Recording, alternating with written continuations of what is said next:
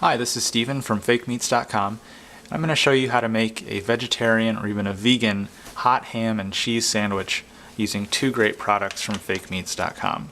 Here we have the Harvest Direct Seitan Quick Mix, and we also have Orrington Farms ham flavored broth base and seasoning.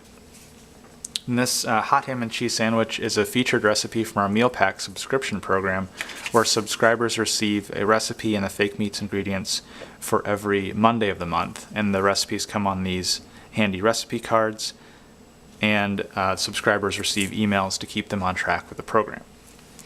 This recipe you can make in about 15 minutes of work and 60 minutes of waiting. And it's very simple to make, and it's worth the wait. And the sandwich is delicious. And it's something that even a meat eater will love. So here we have our seitan quick mix, which is made of wheat protein, or otherwise known as wheat gluten. And we're just going to add 3 tablespoons of our ham flavored seasoning. And you can smell the aroma there. It smells like ham. And then we're just going to stir in 2/3 cup water.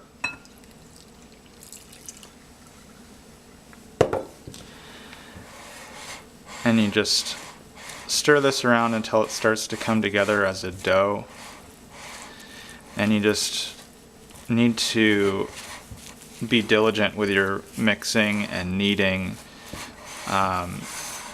You want to try to not add any more water unless you have to.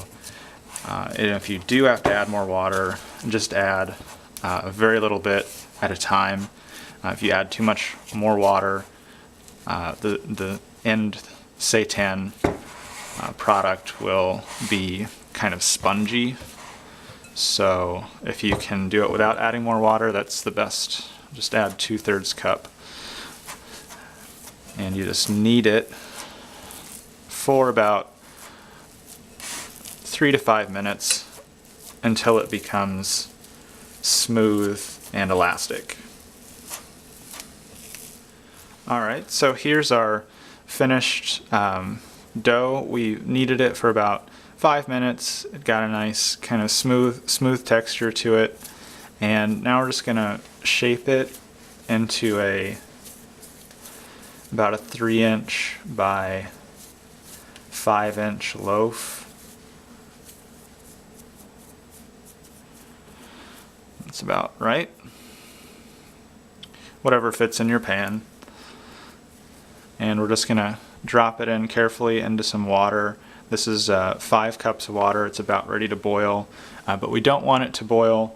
That'll also affect the end texture of the seitan. So we put a lid on it, and just make sure there's enough water to cover the loaf, and then put it on a small burner on the lowest heat setting and just let it simmer for 50 minutes. Okay, so the seitan loaf has been cooking for about 50 minutes, and we rotated the loaf a few times so it would cook evenly. We're just going to take it out with tongs, and don't discard the water because we're going to use that in a few minutes.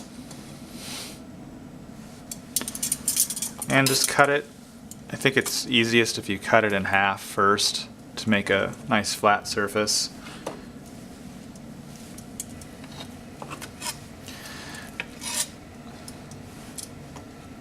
And then just cut it into thin slices, as thin as you can. And then when we're done slicing this, we're just going to put the slices back into the water to get these all warm and moist before we assemble our sandwich. So now it's all sliced, we'll just put it back into the water for about maybe 5 minutes just to get them all juicy. Just spread them out in there.